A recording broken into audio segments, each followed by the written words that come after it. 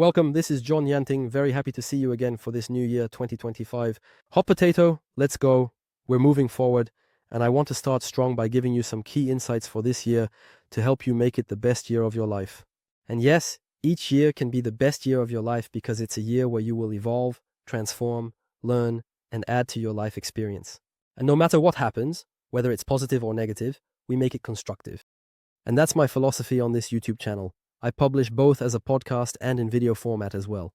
You have the info if you want to listen to me on the podcast, but I prefer to see you on YouTube because it's a format that suits it well. And here we're just chilling, taking it easy because I wanted to share some little keys with you to kick off the year, right? Because there's a great program coming up for the start of the year.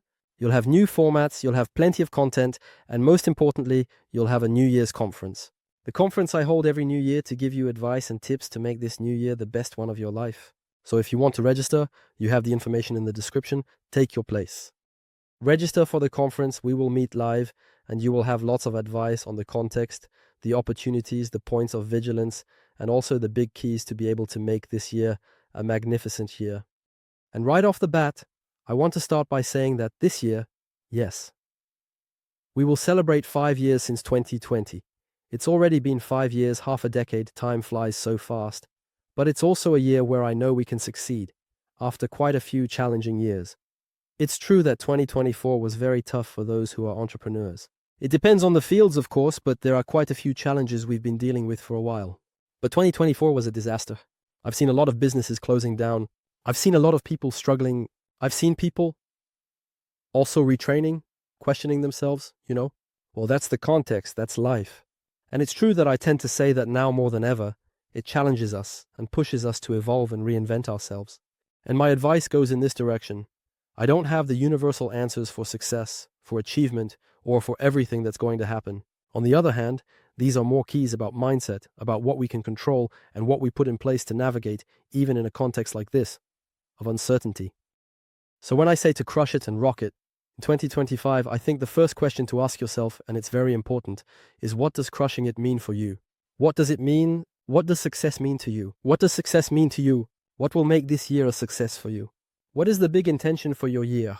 Every year I start by setting an intention, telling myself that this year my focus will be on this. I did a review of 2024 for me. In 2024, I focused on my physical and mental health, and I didn't have any big goals.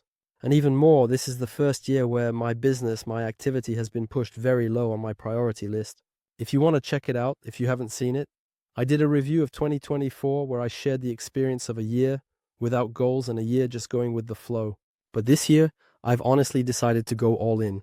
It's going to be a year where I'm going to work a lot, a year where I'm going to be very disciplined, where I'm going to follow a very specific plan and strategy. So I'm going to go all in because I need it and I want it. But it's you with yourself, and be really extremely honest with yourself. Be honest about what you want, not what society wants, not what others want. You, what you truly want deep down. It's very important, but also, and above all, it's important to pinpoint what has worked before, what hasn't worked, what works and what doesn't work for you. Because in a context like this where our resources are limited, we need to focus them on the right things, so we need to put them on what works, what flows, what is good for you. So it's interesting to take a step back and say, okay, well, my current way of functioning, what works well for me is this, and I need to cultivate that more. If it doesn't work for more than 3 months, I'm stopping it. Do that sorting, because right now, to plan for this new year, you need to sort things out. What do you need to stop? What do you want to continue? What do you want to create? What are the projects, the commitments that no longer serve you and that you are going to stop? What are the projects, the commitments that you want to develop and continue or create anew? So it's also interesting to sit down and ask yourself, well, this year, what are my big goals? Because a lot of people, what do? They make New Year's resolutions. I'm stopping drinking, I'm quitting smoking, I'm getting into sports, etc. And then, a month later, you don't see them anymore, they've given up. And especially, multi-potential friends who think about a lot of things but never follow through, you don't want that to continue. So it's really interesting to tell yourself very specifically, not just to have resolutions, not just to have dreams, and not even just to have goals, but to actually list the things you want to accomplish this year. But who do you want to be as well? Because that's something you control, because to achieve your goals, you need to embody a certain mindset, make choices, and be around people who can accomplish them. For example, this year, I don't know, you want to run a marathon. Who do you need to be to run a marathon? Someone disciplined, someone who eats well, someone who trains, someone resilient. You want to grow your business tenfold this year. Who do you need to be? Leader.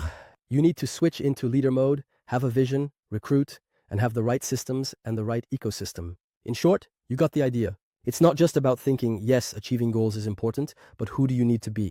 Because often with goals, we focus on, I want this, I want to achieve that, I want to check off boxes, but I forget that I need to embody the person capable of doing it.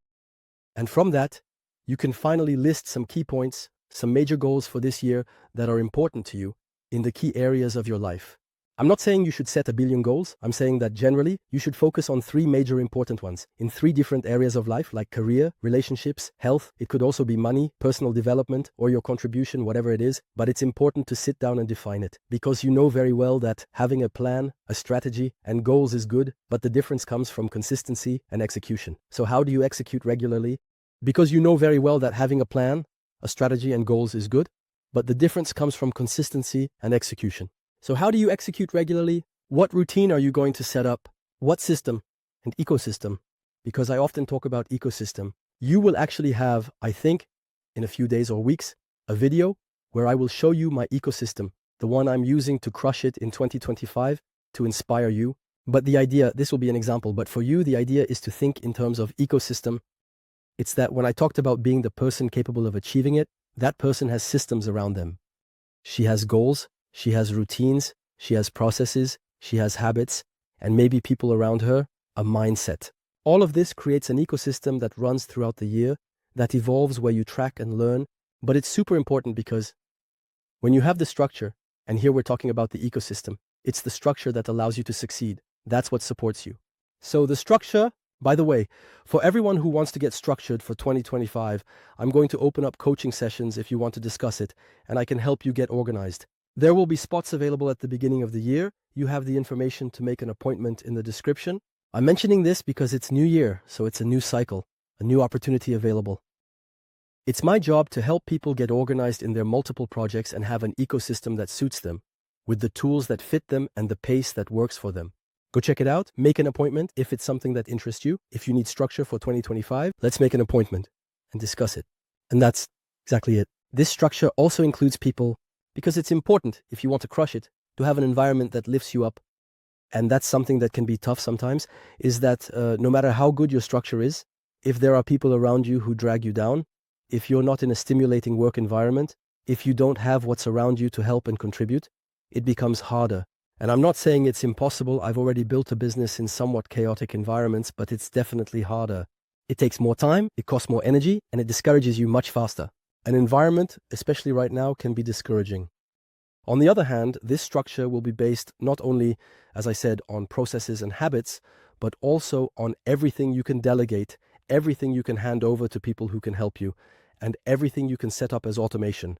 In short, it's not just about the automatic aspect, structure, and processes, but also the human element that helps you, that supports you, whether it's in terms of your surroundings, your team, and maybe even mentoring. If you want me to help you, make an appointment. But behind all of this, there's one point that is fundamental and really important in our time, and that's your value system. Because if you're having trouble envisioning your future, if your vision isn't clear, and I know that many are being challenged by this right now, don't forget what your values are, what values you want to cultivate, how you can embody them, and how you can also, I was talking about environment, structure, and goals. Everything needs to be aligned with your values. Objectives based on values. For me, in all my programs and all the advice I give today, it's always about having goals that are consistent with your values. You also have everything that relates, in addition to values, to the core of who you are, and you know it, intention, enthusiasm, and what brings you joy.